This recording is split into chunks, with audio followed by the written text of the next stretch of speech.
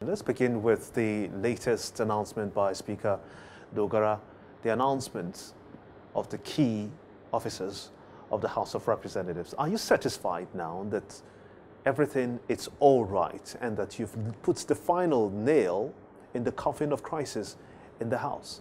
As far as I'm concerned, from the PDP angle, we have our leadership already before this whole crisis started. And from the APC angle, I think first, I may not be in a position to dictate for them. They have their challenges in respect of who will emerge as the leader of the House. A lot of controversies, came in.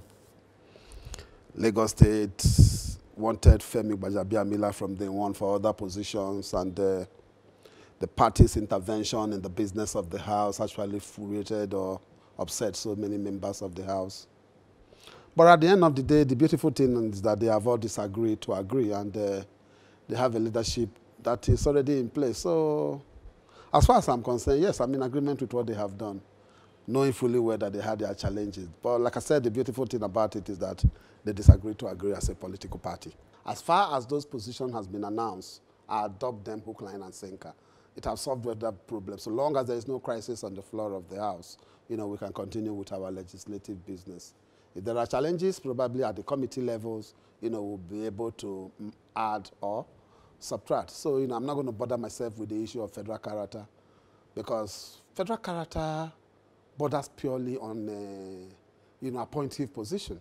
It has nothing to do with elective position. These positions we're talking about are clearly elective positions. And first, that the right to vote and be voted for is that of the members in this scenario or in this situation. But let me not probably delve into the controversy of federal character as it borders on what APC was handling in respect of their challenges. What do you make of Mr. President's visit to the United States? Would you say it's a successful visit? Well, for me, generally, I think I believe the timing is quite wrong. The timing wasn't very perfect. You see, first and foremost, let me state with all emphasis that, yes, there is nothing wrong in visiting America to see the president in asking for one facility or the other. I have no problem with that. But it bleeds my heart that our president was going into America while Obama was actually on his way to Africa. You can imagine. I believe that, Nigerian is the largest race, or rather the largest black race in the whole world.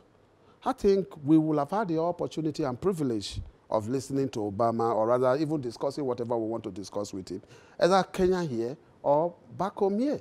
If you watch out while the former president was going, all right, he was able to nip the crisis as it borders on the insurgent almost conclusively.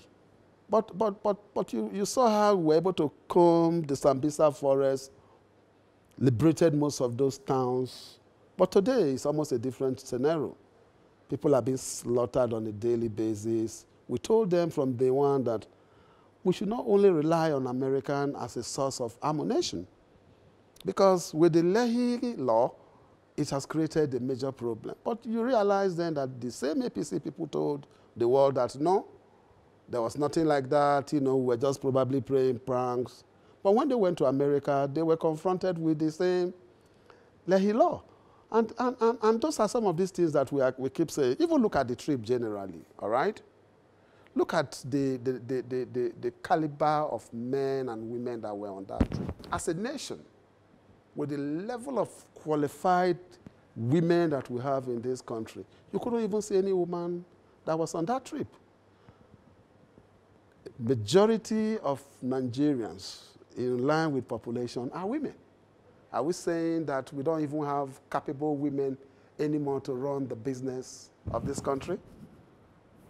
Go to the business angle and look at the level of captains of industry that followed them. I couldn't point out to one. So these are some of the issues that I think we need to clearly look at. You are a leader in the House. What do we expect from you when eventually we have those looted funds back in the country? How do you propose that they be appropriated? Well, for us as a parliament, we will never ever, condone or encourage any form of corruption.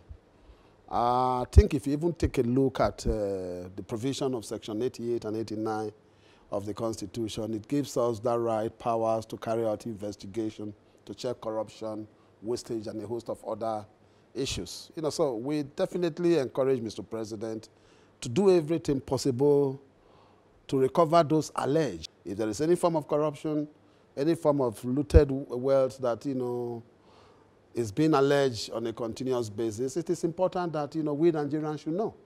I am a bit constrained that, these whole things are not being made very public for us to know who actually is involved. Because if somebody has stolen something, definitely he has taken what is not his. So the public also have the right to know who are these culprits that are actually looted our treasury. You remember the Mulikat Tambuwal crisis that we had at some point in the House, and you were a very key player in that. What did you hope to achieve from that? No, I never wanted Mulikat to be. I wanted Tambuwal to be the speaker. And I think I was able to achieve that objective. It has nothing to do with the person per se. Let me try and probably throw some light. I am one of those that believe in the independence of the legislature. I believe in protecting it. I believe that the legislature and the executive are on an equal basis. I also believe that if probably putting the three arms of government together, you might realize that the most important arm of government is the legislature.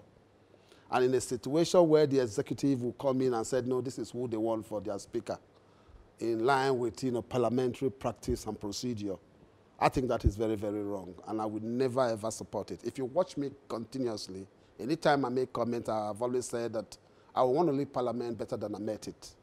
And in making sure that I leave Parliament better than I met it, I should enforce at every given time the independence of that institution. No doubt the storm is over, at least for now, and hopefully for a long time to come. As we've seen at the National Assembly, the crisis wished away like the winds. Now they are back. We'll be watching though, and we'll bring you incisive decisions and policies that they have taken and how it affects you. I am Gimba Umar. Many thanks for watching.